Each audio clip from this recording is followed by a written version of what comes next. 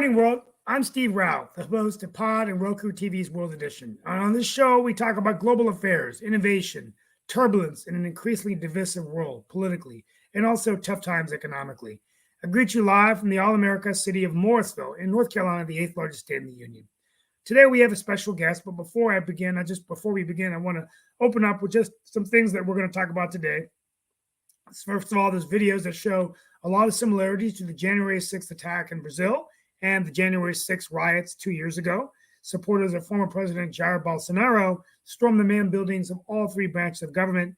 The tactics used breaking law enforcement as well as destruction inside the buildings, and Brazilian officials knew in advance of the protest but thought they could contain it.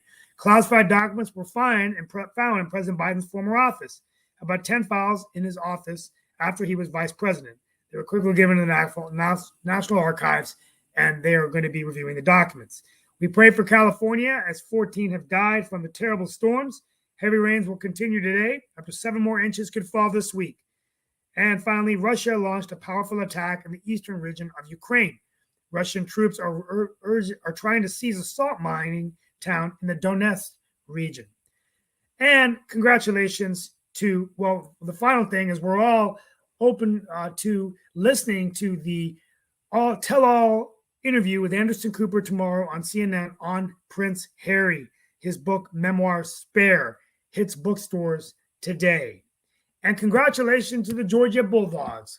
Although I'm an Alabama fan because I was married in Alabama and my in-laws raised their family there for about 12 years on the U.S. Air Force Base there in Montgomery, Alabama, the Georgia Bulldogs won their second national championship.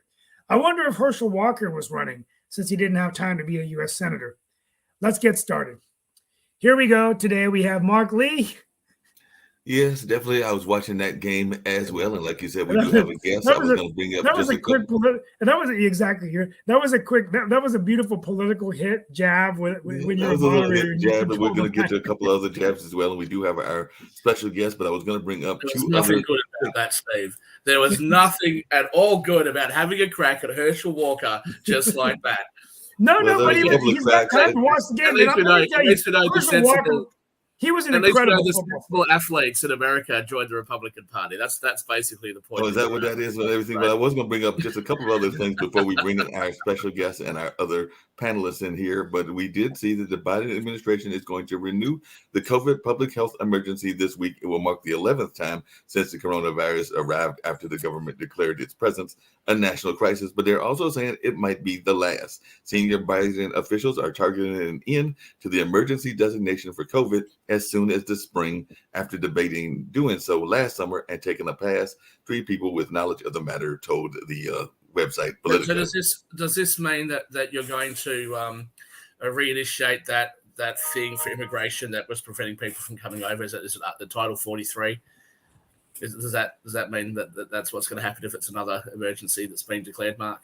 Who knows what the emergencies are going to declare? Because under the current tentative plan, health officials will quickly renew the emergency declaration for another 90 days before its scheduled expiration on Wednesday. That would give the administration until early February to alert state, because I know you're a big fan of states doing things, and health industry representatives that it plans to end the designation. So I guess that we can go to this notion of state by state as to whether it's a crisis or not a crisis and all in those lines. And the timeline means COVID crisis stage could be declared over as early as April, though the people with knowledge of the matter caution the administration could still issue additional short-term extensions if it needs more time to manage the transition or grapple with the emergence of yet another variant, because we do know that there are various variants out there, and those variants are constantly out there as well. So that's one of the things that I was going to bring up. And then, like I said, I'm going to bring up our special guest. The other thing that I saw is that some people are wondering about the political timing of certain things that are taking place, because there was a drug lord that was hit there in Mexico, and some of the people, and in an article I was reading in the U.S. Today, are thinking that was because of the fentanyl epidemic, which is also tied into the opioid epidemic as well, and how that might be testing the U.S.-Mexico relationships. And some people are wondering whether these timings, because apparently we've gone after these drug lords a couple of times during the time that Biden was going to make visits, whether that was maybe not as accidental as some people might want to think it is, and maybe it was tested or timed in order And Well, Mark, what's I going on? forgot to talk about so the Biden is meeting. He already went to the border first time since his presidency, and now he's meeting with the president of Mexico. So I was going to mention that. I forgot to mention that, but thank you for bringing that up. No problem. And I'm going to bring up our special guests as well as others that are on the show as well. But like I was saying, we do have Dr. Stephanie Marcella here, and she is part of a movement that is out there. You know, we got to love these movements that come out all the time.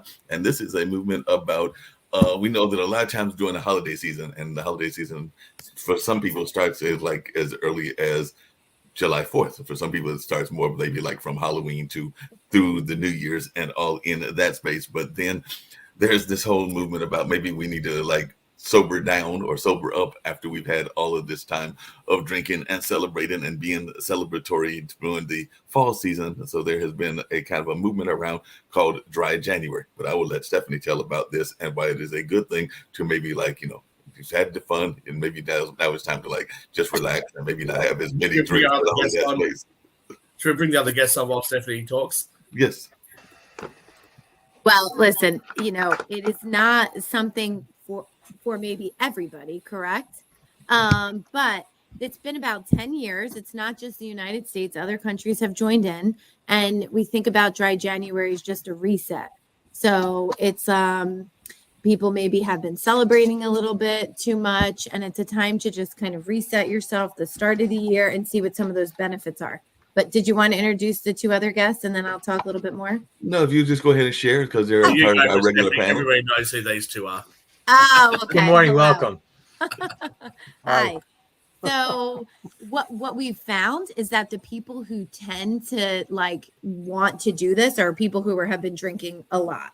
So individuals who have just think like are seeing some negative impacts from like drinking during the holidays or even, you know, months before and just kind of take the month to reset themselves. There's a ton of research that shows people feel less anxious, people feel less depressed. And that's, I think, the biggest point of it is that you take the month to see how do I feel? How does my body feel without alcohol? And maybe you also kind of develop some other non-alcohol related activities in your life. So getting together with friends and going, I don't know, doing some kind of workout or other things that you can do besides sitting around, like, you know, cooking with your friends or eating with your friends, other things you can do besides centered around like having a beer or having a drink.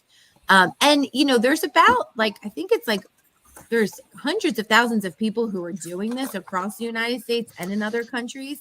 So I will just say my favorite word is community. And there's just something about being in a community and with this kind of structure that I think people really connect to. So there's a lot of like online forums and you can sign up for it and you're like connecting and talking to other people who are also doing this. And you're sharing like all of the benefits that you're seeing, which I can talk about if you want me to at some point, but they're pretty significant.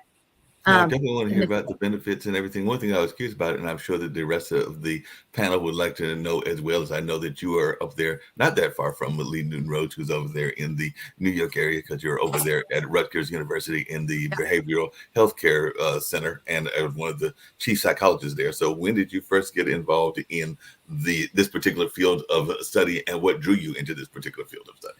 It's psychology? Mm-hmm. Oh, Yes. God. Well, like I just saw a lot of people struggling as a child, and I was always kind of curious, like what's happening. And I just found psychology, and I personally am like very committed to working with people with serious mental illness. Those are just the best individuals I've ever met. And I think just really out there to fight and deal with stigma. There's so much stigma. There's such a lack of access to care. There are, you know, especially when we think about like more of the underserved communities, they don't have a hard time getting really good quality care. So that's my passion. I want to help people. I work a lot with people with trauma, complex trauma, community violence, PTSD, and substance use disorders. Well, Helping people live their best life. Like that's it. We're all trying. We all have stuff going on. There's no question about that. But a little bit of kindness and some really good treatment can go a long way for people. Well, it sounds to me like I That's could be wrong. definitely. I personally, I'm actually the only madman in my family, and I decided to go into finance because I didn't want to go into medicine. But everybody else in my family are actually in medicine, and my mother and both of her sisters were actually mental health nurses. Oh, wow. But my mother actually ran the criminally insane unit, for lack of better words, at one of Australia's largest jails, and then she went for the other one of Australia's largest jails, and now she does country nursing with communities. So I do know a little bit. I've obviously never practiced that field, but I've certainly been very exposed to mental health issues, and I think that it is a sad reflection of Western society that we have actually dropped the ball on this. There's a lot of people that are struggling. And the biggest thing, and I'll say to anyone who's watching, the biggest thing is the stigma. If you're having a problem, do go out and seek help. And for a lot of people, I think almost all of us will have a moment in our lives, or a few moments in our lives where it's a crisis mode where we just feel totally overwhelmed, and we need to reach out, especially men. Women tend to have a bit more of a community around them. Men just suck it up. We're going to do the manly thing, and drown our sorrows in the bottle. So, I think mental health is definitely a really important thing to be part of. Yeah. And a lot of times with men, we see like anger issues, or, because anger is an acceptable feeling culturally for men, even though it can lead to kind of disastrous consequences, right? Because for the people you're surrounded with, for your family, for your relationships, and also doesn't really feel good to get that kind of like worked up. So just kind of normalizing, I mean, we need such policy change and such system level change to address this. But really kind of like that early education and intervention to like educate people that really some of these simple concepts that just as a society we've kind of gotten away from, and I think like we're so focused on the masks that we wear. I do a lot around suicide prevention and working with families when they lose a child to suicide. And how do we have like really hard but real conversations? Like we need to have real conversations because there's really deadly consequences if we don't. And alcohol is a coping skill, I produced a film in California called Anhero, and I thought that wasn't grammatically correct, and I spoke to the director about it. He actually told me the meme behind Anhero. People can Google that themselves if they'd like to know. But it was a very interesting thing because youth suicide per capita in the Western world, the highest rates are actually in New Zealand. And New Zealand's a beautiful country. You go there and you're astounded just how gorgeous the country is, but there's a lot of unhappy youth there. So I think, looking at people at different age groups, what they're going through, and also the differences between genders. So males will deal with things differently to females. They need to be able to be around people who aren't going to tell them that they're wrong, but can actually understand what they're going through. And invariably, I think the trans community is going to need some help as well. And in a way that, look, I can't relate. Dan Worthington's not going to be able to relate to this. We don't know what they're going through. We don't know the pressures they're going through. But clearly the rates of self-harm is very, very high in that community. So we do need to actually look at how we're addressing these things. We need to make sure that mental health, in my opinion, mental health should be a normal part of the healthcare system. It's not, it shouldn't be some part where it's very stigmatized. And unfortunately, that is the case in the United States. It is the case in Canada to a little bit less of a degree, but it is the case in Canada. It's certainly the case here in Australia. And look, we as societies need to really address this and take it seriously. And Dr. Stephanie, one of the things I was curious about, and I've actually brought up on one of our other shows, I might have even brought up on a couple of other shows, is to what Shaquille is talking about. We do know that there are a lot of folks that are seeing images, whether it's on television, whether it's in movies, whether it's in video games, and then they simulate that. I know that there was an incident, I think it was reported on one of our network channels, where a person had watched a video simulation of a hanging and then decided that they were going to do that themselves as well. So I just wondering your thoughts around that and just how we can deal with that. And I also know that there is another group, and I can't remember if Dan is part of that group or not, that is the veterans that also don't seem to be getting a lot of mental health support when they come back. But I'd just love to know your thoughts around that. So sorry, I have a super loud dog who's barking at a tree. But so just to kind of comment, has the dog been drinking? That's the question. Is that why it's barking? Maybe he might have been drinking. So I'm not sure yet. Possibly. I'm going to evaluate him when we get off here. But there are, like you said, there are so many vulnerable groups older adults are one of the most vulnerable groups that we don't often talk about enough, in terms of like the highest risk for suicide. Communities of color are high risk, underserved communities, veterans, absolutely. I think part of the challenge is how do we support the healthcare workforce to deal with the complexities of individuals? Like humans are like, we're absolutely bonkers. We all have so much going on.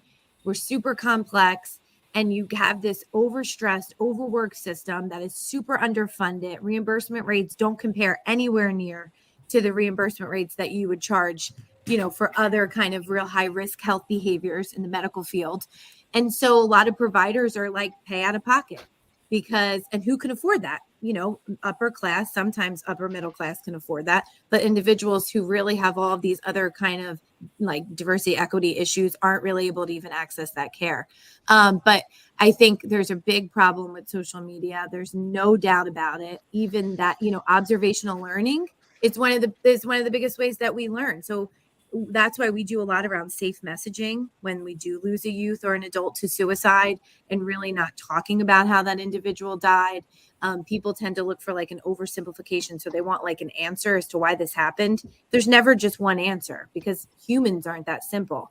But I'm definitely concerned with like what the youth are seeing and how that's being monitored online, because that's how they really find out how to take their lives, by watching it online. And if you have a vulnerable kid and they see something like that, and they've had just like something really horrific recently happened, coupled with lots of other things, you have a real high risk situation.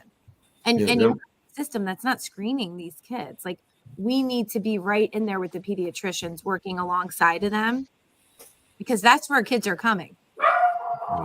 There's that loud dog again. But coming back to that and everything, one of the things I was going to ask is, I know that there was a time when cigarettes were advertised heavily on television and everything. I want to come back to the dry January conversation, but I was wondering about the impact of commercials and the impact of media on alcoholic and alcohol consumption, because I know that you can't watch a TV show or a movie without there being a commercial for some sort of drink that is featured in there. So I was just wondering, has that made it easier or harder for y'all to push the dry January message, because there is constant bombardment to get, the Corona or the Heineken or whatever other drink of choice that people have, the various wines and things of that nature?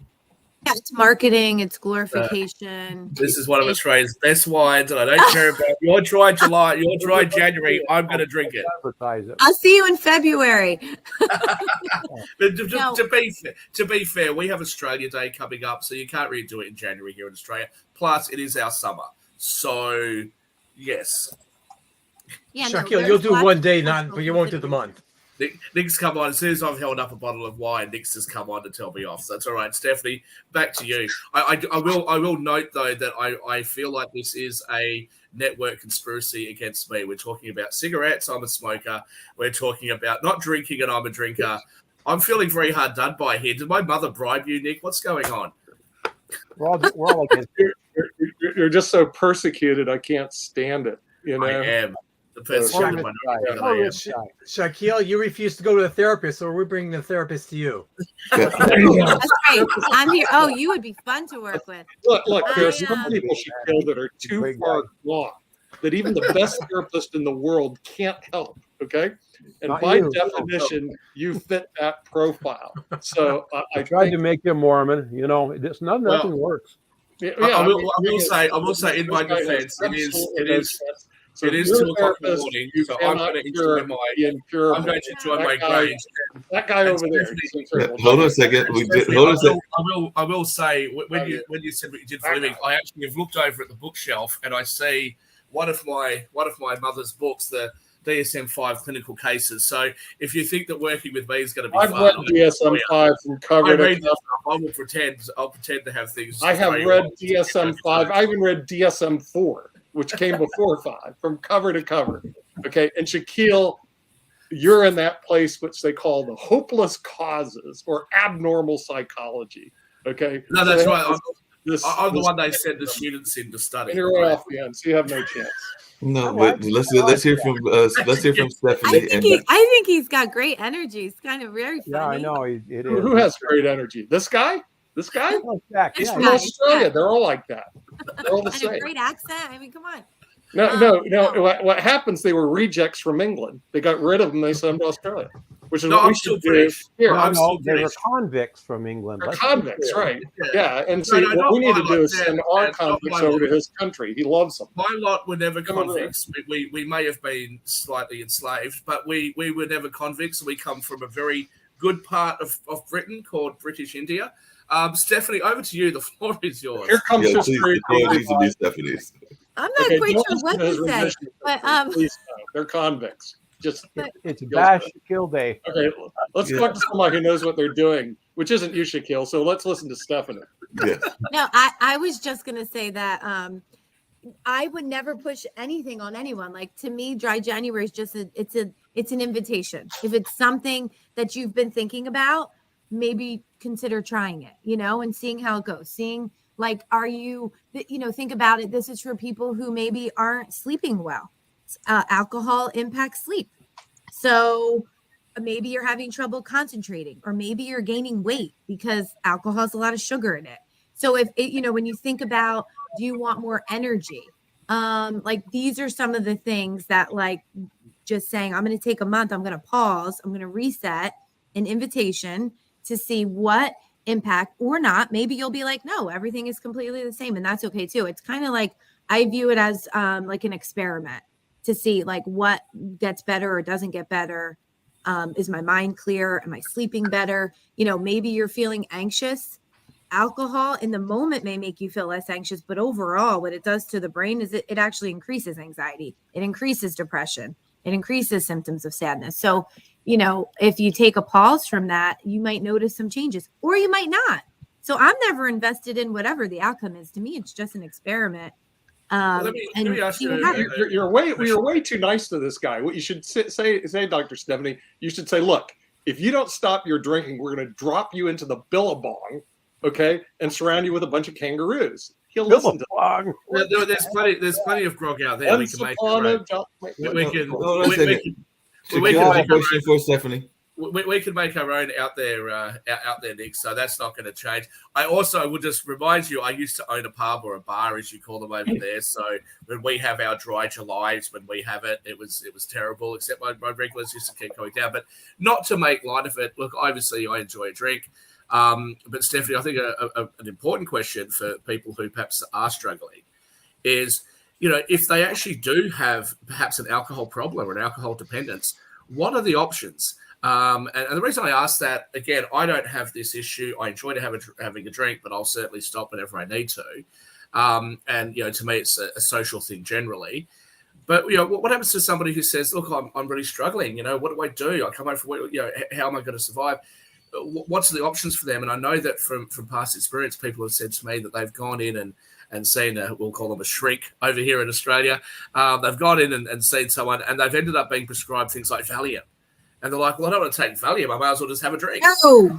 So, what are the options? And one of the things I'll just say to clarify this question. We see this have a when- drink with the Valium. We have an We expert see from when people Canada, become Sasha professional. Starr, since he was formerly from the Soviet Union. He is an Great. vodka. He can help you out. We see this a lot when people become institutionalized. Something that I have some real problems with. Once they go into jail or into a mental health facility, not only can they not drink anymore, if they have any drug problems, they have to go cold turkey off their drugs. But they also can't smoke anymore because there's this big non-smoking thing. And I'm like, these people are stressed out to the max. They can't have a drink. They can't smoke. This is a bad idea. But for people who aren't in that circumstance, who are trying to get off, what can they do? What can they do to perhaps reduce their alcohol intake? Where can they go? They don't want to go to Alcoholics Anonymous and go through 13 steps. They don't want to bare their souls to somebody. They just want to perhaps drink less. How do they achieve that?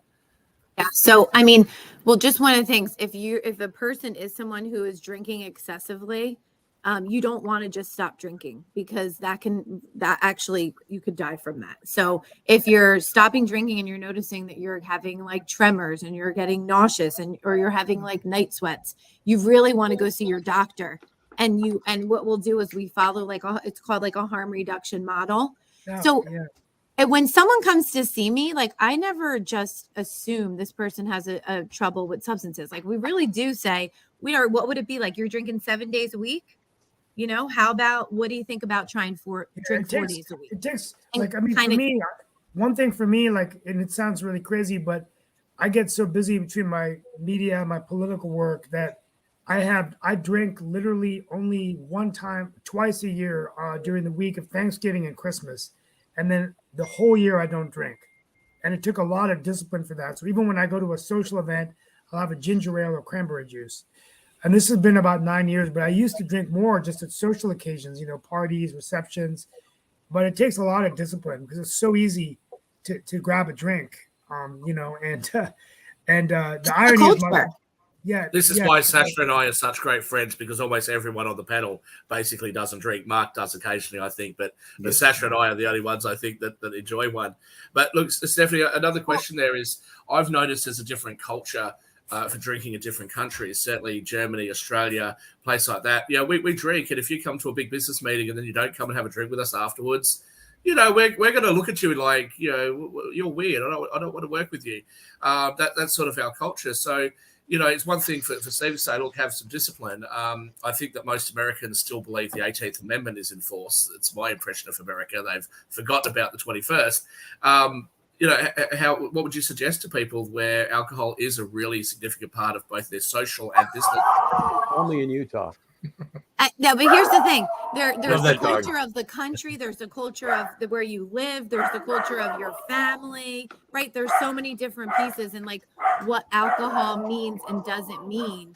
First of all, I would suggest that people take a pause, take a step back, and start thinking about like what is alcohol costing them in their lives. And if it's costing relationships, if it's costing being on time for work, then you got to kind of like weigh these things out and, make a decision. Is this something that I can reduce? And then you'll know if you can or not. Or is this something that I really need to get some support from? And so support can look different for different people depending on where it is they want to get it from. I am a huge fan of going to, obviously, like a psychologist or a therapist to figure out, what kind of level of care might you need?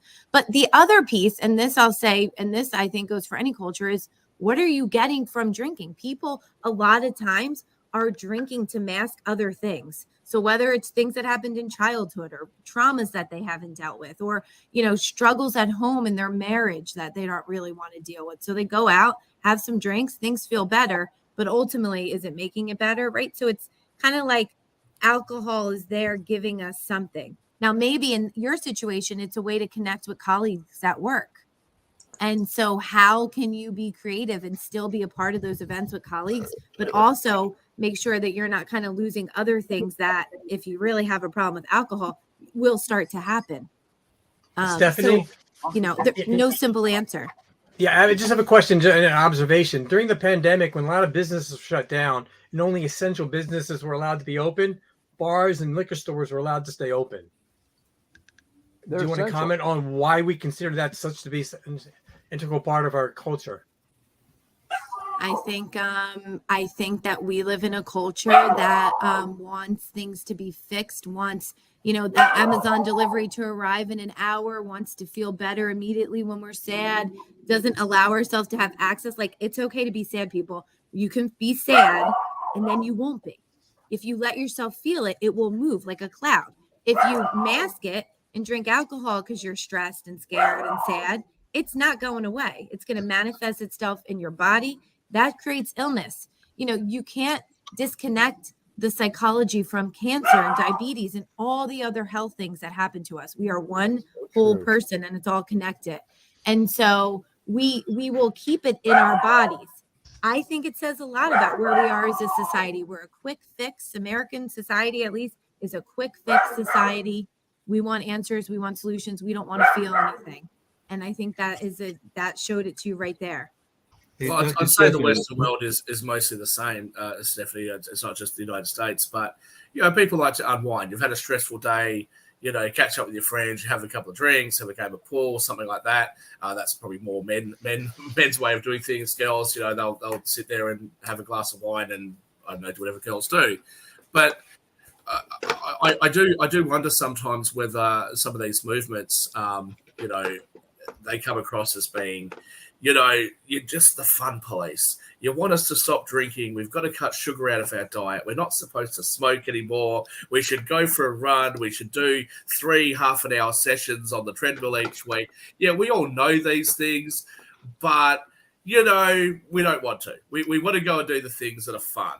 And I'm sure that you've probably heard this before. Are you the fun police, Stephanie? Or, is there ways to be able to have a drink, have a cigarette and enjoy yourself? Well, I mean, listen, there are some studies that show have a glass of wine could be good to your health too, right? So it's not that you can't have anything. It's a balance. I think it comes down to the individual person. What do you value? What do you want in your life? And what's stopping you from getting there? And if you're telling me that what's stopping you from getting there is that you're spending all your extra money on alcohol and hanging out at the bar at night when you could be doing these other things that are really what you want, then we have to talk about that. If you're saying that you have a glass of wine once or twice a week and you're moving towards the things that you want, then that's not something we really need to talk about. We probably need to talk about other things. So to me, it all comes down to, if you do this, this will probably happen. If you do this, this will probably happen. So which one do you want to do? It's never like pointing fingers. How do you want to feel? Because if you sit on your couch eating bags of Doritos, hey, I would eat cinnamon buns if I could, but I'm going to feel like crap. I'm going to gain all this weight. I'm going to feel like crap. I don't want to feel like crap. I want to have energy. I want to sleep well. So you know what? Maybe I'll have some, I don't know, a cinnamon bun or donut like once a month. I'm not going to completely deprive myself of it. But if I'm someone who can't eat just one donut and I got to like pound a box of 12, then I might need to be a little more thoughtful about that. Because if it's going to send me into like a sugar spiral. Hold on a second. Can I make a proposal, Mark? I think when we look at politics, sorry, Stephanie, don't respond to this. This is for everybody else. When we look at politics around the world, but we're talking about America mostly at the moment, what we've heard from Stephanie is that people that drink too much will often not achieve a lot. They'll end up just drinking and they don't do the things they're supposed to do. They're going to feel like crap when they eat too much, cinnamon sticks and donuts and Doritos, etc. I actually think that we should make a proposal that the taxpayer just sends copious amounts of alcohol to Washington, D.C., get all the politicians so drunk that they can't actually achieve anything. And I think they're already will be better off for They it. do that without Already, drinking. yeah. They're doing that already. Yeah, no, but they need more. Hey, They need more. hey, We need them completely stupefied so they can't do anything else. Hey, Dr. Stephanie, I did have a very quick question. Notice It was actually he's based on our interfering animal with- in the background and everything. And it's actually, hold on a second. Because I did have a quick question to Dr. Stephanie based on the animal in the background as well as something that Shaquille said and everything. And I'd love to hear her comments on both of these. One is, are you a proponent of, because I know some people love their pets. I've had pets in the past, don't have any currently. But are you a proponent of taking your animal to the psychologist as well? Because if the dog was barking, I was wondering, does the animal need some help in that department Therapy. also? So I was wondering if you're a proponent of animal psychology. And I was also wondering about the substituting, which is what Shaquille was talking about, substituting one addiction for another. Because I do know that sometimes people will, give up the alcohol and then they'll go start smoking, chain amounts of cigarettes, or they'll give up alcohol and they'll go to eat tons of candies and Hershey's or whatever else, and they'll substitute one for another. So I was wondering, even in this dry January, how do you deal with that? Alcohol is a gateway drug. Well, okay, so here's what I'll say. Training a dog is really training the owner. You don't train a dog. You train the owner of the dog to know how to handle the dog. It's simple, basic behavior modification. Some days I'm really good at it. Some days I need a little bit more training. So I mean, I don't, I'm a fan of looking at what the family needs and figuring it out. I don't tell anybody what to do. It's just like, here's what it is, here's what's happening. What do you think? And then how do we get there? Kind of guiding that process. Yes, people tend to just get rid of one addiction and pull the other if they haven't dealt with what's causing them to need something in their life to mask whatever it is they're trying to mask. Like we all wear, some of us wear, a lot of us wear different masks until we can really be authentic and genuine and look at the stuff that like we might not want to look at. Even the parts of the self that we don't really like about ourselves, because we all have them. we're all these imperfectly perfect humans. And the more real we can be with ourselves and with each other, the less likely we're going to need something like shopping, like process addictions, or gambling, or sex to fill those voids. You know, I'll be off now, guys. Catch you later. You need to come back Shaquille, to take care. your next group therapy session, Shaquille. Your next group therapy session starts at least Hey. later on Yeah, today. well, the group session will be like 10 psychologists and just me. That's what will happen. I'm Yeah, I don't know I'm if that's fighting. good. I'm going to fight back now, Stephanie. No, what does no, it he's say going about to you? trade If you believe securities. that trading a dog, you've really got to train the owner. What does it say about you that your dog's barking at a tree? oh, it says I need some serious help. I'm There serious. we go. No, but I know this. I know. Listen, we are all in a process with stuff. It says that I need someone to come train me on how to get my dog to stop barking. Well, Because even though I intellectually know it, I can't like get it to work in like my everyday life. It just says that I'm inhuman. and Shaquille Yeah, literally notice- could help with you notice that the he's bounced off and atmosphere everything, but he quiet down was as soon as a possible. greyhound racer and he's raced greyhound, so he might know how to train that dog and everything. Oh, even though I good. doubt See, he I'll can. help him and he can help me. Oh, no. I am have actually working in the background, but no, I'm a He's cat trading person. securities. He trades millions of dollars a day. Okay, so we're talking. He's sitting there on his Quotron board, moving stocks all around the world. I haven't- See, I that's haven't that's I haven't done millions. That's yet. what really pretty does cool. for you. Don't tell anybody. I'm I know. impressed. I But couldn't no, do that. I own, I don't know how many, probably 200 dogs at the moment, but I am actually a cat person, and that's why I had the regulator ring me today and Hey, asked me about Stephanie, one of the Google dogs. I him. had His no bloody idea. dog made $1 million. $1 million. Google Shaquille Latimer, I Australia. am Googling dog. you. Okay. Well, This I dog need help here. Made what him Dog $1 racing. billion bloody dollars because he bought a dog that won the biggest race in Australia. So- Not the biggest race in Australia- Australia. No, it's not just the biggest race in Australia. That's the biggest race in the world. Yeah, $1 million in your pocket because of your dog. You should love your dog. Yeah. You No, like so, cats. so But he what, does. what I will say about it, sorry, no, I'll just quickly say this. But what I will say about it is that there is actually an animal rights issue, and I've actually dealt with. I've been quite lucky because protesters don't generally protest me, because whilst I'm in the industry and I don't agree with them on things like banning the sport altogether, like places like Florida has. I do think that we need to make improvements, and I think that animal welfare is really important. And that's my view really across the board. I always talk about having a balance. Social media is great, but we do need to have a look at the harm that it can cause, especially young people. You know, it's about having that balance. Drinking is great, but I don't think we should ban drinking like you guys tried to do with prohibition. But of course, you need to look at people that, perhaps are going to develop problems. Same thing with drugs. Unlike most people on this panel, I actually think that drugs, for the most part, most recreational drugs, should probably be legal. We should probably, question things like fentanyl. Now, that's my view. Most people don't share that view. That's fine. That's just my personal opinion. But we should also make sure that people that have the tendency to abuse those drugs, somebody who's not going to just enjoy them on the every now and then on a weekend, those people that are likely to develop addiction problems are going to be able to access the help that they need.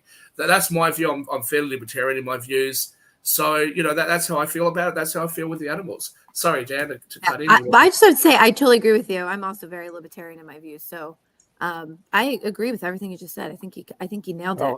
Really. Stephanie, to put I this in disagree with perspective, everything though, he says, but I just do that this, all the time. this is a I guy like that Stephanie. went to Look the up at him in casino New one York. night, won $350,000 and went and bought a Bentley. So That was an off-air conversation.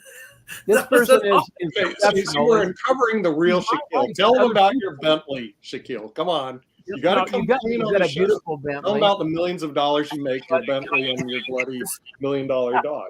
I'm going to have to increase my security service when I come over there. You realize this, right? This is even worse. I think This he is got just a visa on to a whim, come right? So he goes to here. the casino, he makes all this money and goes buys a Bentley. I think it's great. If I could do that, I'd love to, but I can't. And I think No, let me just clarify. I was already going to buy the Bentley. I was already okay. going to buy the Bentley.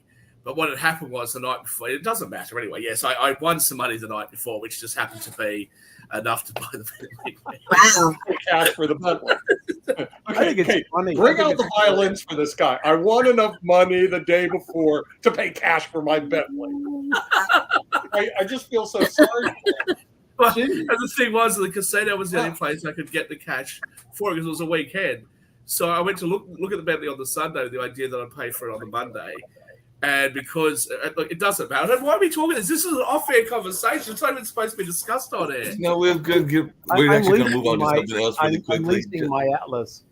Yeah, you're releasing everything. Killing. But we do have Sasha, and I definitely wanted to hear just really quickly what's going on. I know we've got the show that'll be dealing with the Ukraine, but if you can just let us know what's happening in that war. I do know that you sent a link earlier where some of our past leaders, Condoleezza Rice being one of them, have said that we definitely need to send more arms over to Ukraine so that they can win that war and win that against that invasion from Putin and Russia.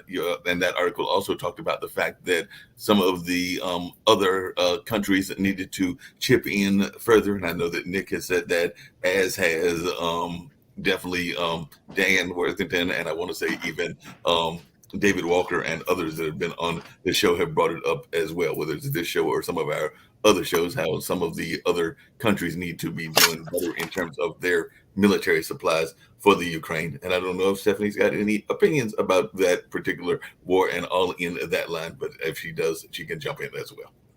Well, first of all, with all the great help that U.S. providing for Ukraine, if you take it and really analyze what is the amount of total military budget of U.S., it's negligible amount, period. It's nothing more, nothing less. It's completely negligible. Now, it's a time that the country which threatens already 3 generations of humankind with the total annihilation, thermonuclear war, it's now about time to finish this threat and once and for all. And beautiful situation is developing that, in fact, it's not even US, it's not UK, it's not France, it's Ukraine who is doing that, paying the price of their soldiers, of their heroic fighters. So, in fact, the West, including US, can crush Russia without spending even one life of their soldiers or officers. Just let Ukraine do its job and stop talking about, oh, how much and for how long or so on. This is for dumb people with short-sighted vision or no vision at all. And these people should just shut up once and for all, because they don't understand really what's going on right now. But Sasha, when you say that, unfortunately, you do have media, especially Fox, that sort of that go down that line and talk that way, and they are influential over people that aren't going to know the complexities of the issues. I mean, I've said to you many times, I learned a lot about the Ukraine and that conflict because of you and because of your show that you do. But this unfortunately is the view of a lot of people. I've often said, and you've heard me say this before, that I don't think the West did enough. How do Ukrainians feel about the idea that if it was another country that was protected directly by NATO, that there would actually be a direct response from the West? Here's NATO saying, if you cross any further, we'll react, but we're not going to do too much now. We're going to send stuff through Poland, etc. What's the feeling on the ground there? How do they feel about that? Shaquille, you have to look at the reality of what's happening right now. It's being member of NATO. It's in a way a fiction, because if you take countries like Romania or Hungary, yes, they're members of NATO and they will be protected.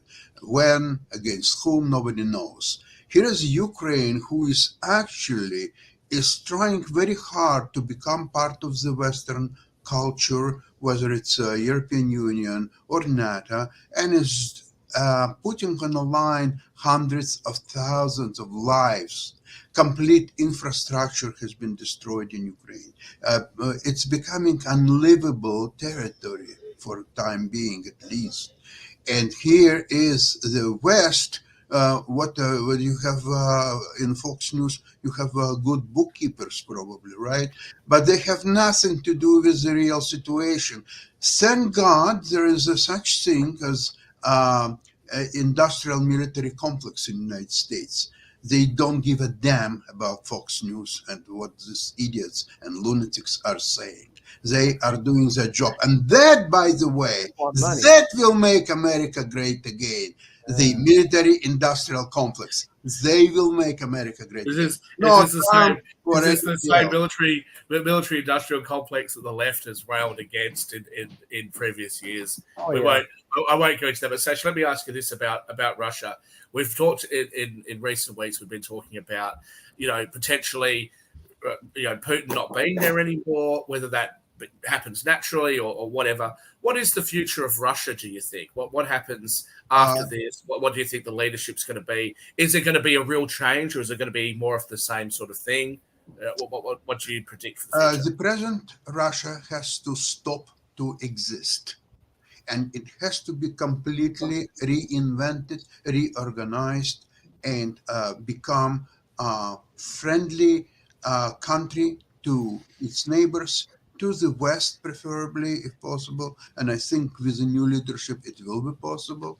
And that's why, of course, it has to be denuclearized completely. So the threat of the nuclear war will be eliminated once and for all. That's what will happen to Russia. When and how long, how much time we are talking about, it's unclear, because the Putin's days are numbered.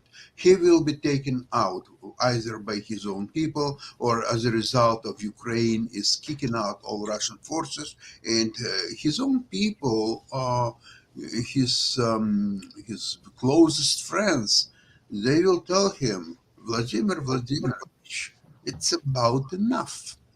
You got it all wrong. You are the loser. Out. I think it may happen actually this year, because right now they're fighting so hard for this Bakhmut, the little indescribable place near Donetsk region, and Russians cannot get even an inch. They cannot get an inch farther.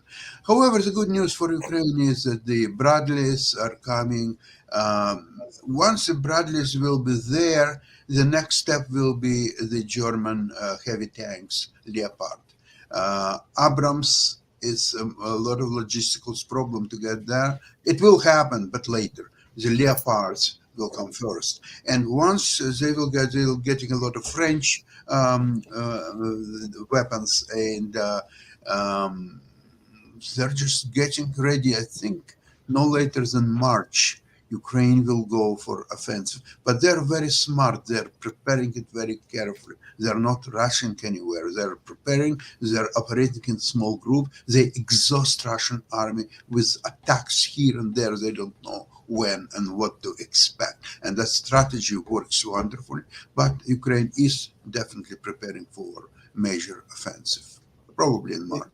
Hey, just really quickly, I don't know if Stephanie's got any thoughts around the Ukraine war, but I had mentioned earlier about the opioid crisis, and I know that that's been another crisis that folks have thought about, and I know that that is one that is in the thought patterns of a lot of people in the field of psychology and the field of medicine. So just wondering your thoughts around that. If you've got any thoughts around the Ukrainian crisis, I'd love to hear those as well.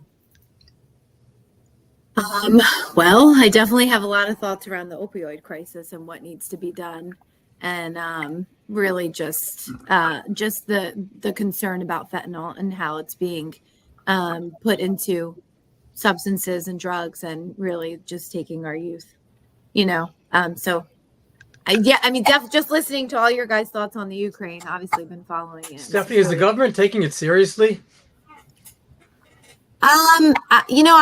I don't know, but I do know that not enough's being done. I mean, we need to shake up the system. And it has to start from the policy level. It has to start from the White House. It has to start from the highest of levels and then trickle it down. But it's also such a funding issue too. I mean, it's so layered and so complicated. but we can start to address it and tackle it in such different ways. It just seems like What do so many you do, times though, we just Stephanie, throw a if- whole if- bunch of money at things, and like who's, you know, and how are we putting it together? And I'm sure there's task force working on this, but how are we really putting it together to address it at different kind of pieces, and then at like the everyday level that like we're seeing? What do you do, Stephanie? Like, you know, the US government, as have most Western countries around the world, have all joined on this war on drugs. And like most of these wars they talk about, the war on poverty, the war on this, the war on that, it means nothing. They don't achieve anything. Do you increase criminal penalties? I mean, that doesn't seem to work. And I know that a lot of I don't think so. people say, well, you can't just let people do whatever they want. You know, we shouldn't say because we're losing, we should criminalize it. But the reality is you've got people that are, you know, doing cocaine or doing, you know, other types of drugs that are stimulants that aren't expecting fentanyl to be there. And, you know, they're ODing. And you're not just seeing that in the United States, you're actually seeing that in Canada. I actually know somebody whose son, who's slightly younger than me, was, you know, doing some coke at a party, which, you know, we can all say, oh, you shouldn't have been doing it, blah, blah, blah, pass your moral judgment. But a lot of people in their 20s and 30s will do this stuff. It's a party drug with like ecstasy and, you know, like these other drugs. And, you know, people generally have a pretty good handle on how much they can take. All of a sudden, it's adulterated with fentanyl, and they OD and they die. So, you know, what is the solution? And is a potential solution going to be, like I suggest, one, making it legal, and two, actually holding the medical fraternity more responsible? Because you cannot, in my view, have people that come into hospital with serious ailments, who have been prescribed morphine, who have been prescribed other type of opiates, who have, through no fault of their own, developed an addiction, and then their doctors say, well, I can't prescribe it to you anymore because now it's just an addiction. It's no longer being used for painkillers. They can't survive. They're having some real issues. And rather than being weaned off it, they can just go to their local street dealer and buy I don't know anything about drugs, buy a bag for $25. You know, this is a problem. And I read a report the other day that said the easiest place, if you go to any Western country and you'd like to score drugs, the easiest place to do it is at high schools. That you can walk into any high school and talk to a couple of kids and they'll be able to hook you up with some drugs. That's the easiest place to do it if you don't know otherwise. It's the worst problem. Yep. It's the worst crisis affecting the U.S. I mean, you know, in West Virginia, my home state, opioid number one problem. Attorney General Josh Stein in North Carolina, who we hope to bring on the show, is, you know, actually negotiating huge settlements with the drug companies that are actually going to the counties to help them address this crisis. But I don't know. But my fear, Steve, is that the proposals that are being put forth is basically a proposal to limit access to drugs or to make it harder to access. What I'm suggesting is that there's a lot of people, especially when we talk about opioids, you know, people, as I understand it, people don't generally just fall into opioid addictions, but most people who are younger will go for more stimulant type drugs, cocaine, ecstasy, all those sorts of things as party drugs. Often what we're seeing is that people have had an illness or they've had some sort of severe injury. They've been prescribed narcotics in hospital, and then they haven't actually been given any real treatment to wean them off, and then they end up becoming drug addicts. And no treatment to address what it's like to live with chronic pain. Some people do have chronic pain. Listen, it's a financial issue. It's a money issue. It's a money maker.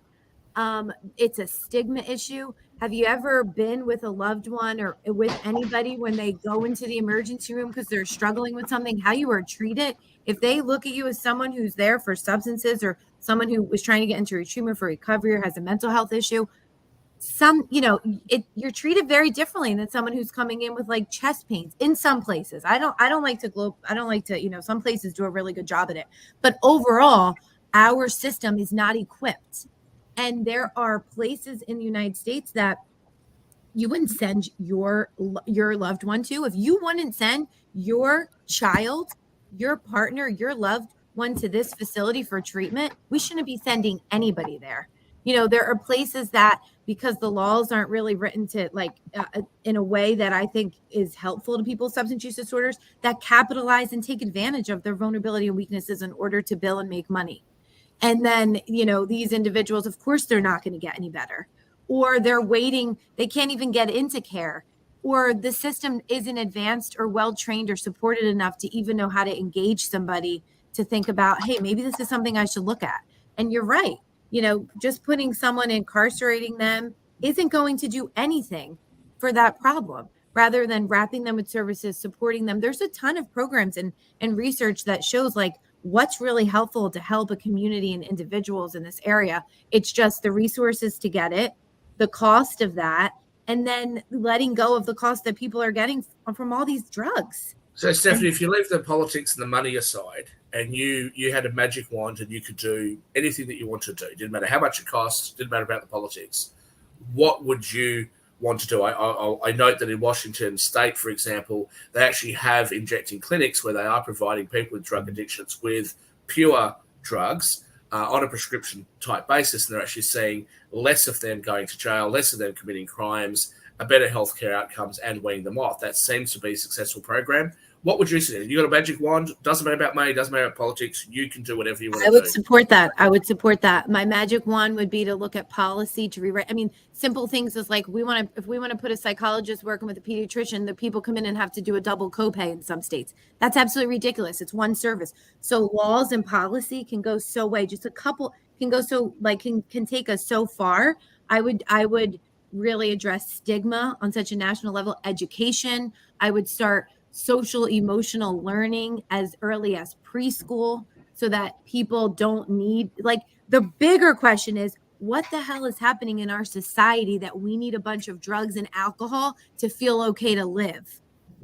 That's Stephanie. At the same time, though, Hollywood, the movies, they're glorifying all these things that we're talking about, which is really not helpful for people. How do we fight that? We fight it through supporting families and communities to educate youth and children and teens. Like just going back to what we were talking about with suicide, a teenager before they have an attempt or take their life typically tells a friend. They don't tell mom or dad. They tell their friend. How come we're not educating nationally, internationally, kids to know if your friend says this to you, here's what you might want to do? I understand. I get that, but all the musicians in the movies are glorifying and telling them it's cool, and they're showing them in their parties and their cultures. How do we tell kids, especially teenagers? We're that's not cool. Run out of time. Yeah, we're about to run out of time. Let Sasha ask this question. Stephanie, we're going to need you back. I think we need to have another show with you. Yeah, I have to leave for another show about Ukraine, actually. So the only thing what I want to say is that instead of worrying about emotional problems or so on, people need financial education. If people are involved in finance, if they are doing well, for example, how would I think about, for example, killing myself today? Today's Tuesday. On Friday, I have option expiration, so I have to leave at least until Friday. I can't afford to die today. I gotta say, Sasha, there's something to that, though. I'm not kidding. Because on a vacation, the brain changes, we keep you safe for a couple of days. We may be able to get you out of that mode. Absolutely. And another I like that idea. Every day I play 10 speed games with my wife, and that keeps me agile. Yesterday I lost 7-3, but I may do better today or tomorrow. Okay. It's been no problem. Dr. Stephanie, a couple of things. One, I know that maybe Steve has a very quick closeout and everything, but I was going to say, I do hope, like Shaquille, that you will make a return and everything. And definitely, Steve, tomorrow, we might have to talk. Well, actually, we got 2 more guests tomorrow, but maybe Thursday, we might have to talk about Bill Gates considering it West Virginia. And apparently he's also doing it in Wyoming for some nuclear energy efforts. So apparently Bill Gates is looking at your old area of West Virginia for some nuclear energy initiatives. All hail Bill Gates. He knows everything. Oh, fantastic. Stephanie, thank you for being on the show. We'll be back next week for another edition. And I won't close out today since we're over time, but we'll be talking about the Brazil attacks, the looking at the 118th Congress, what they're going to be working on the next few months or not working on. And things have quieted out, and then politically, but as we ramp up now, the presidential season will be upon us of who announces, who jumps in, and will Joe Biden be seeking re-election? We'll all know soon. And we'll be talking about those this week. Thank you all so much, and we'll be back tomorrow for another edition of Pod and Roku TV's World Edition. Thank you. Look forward to it.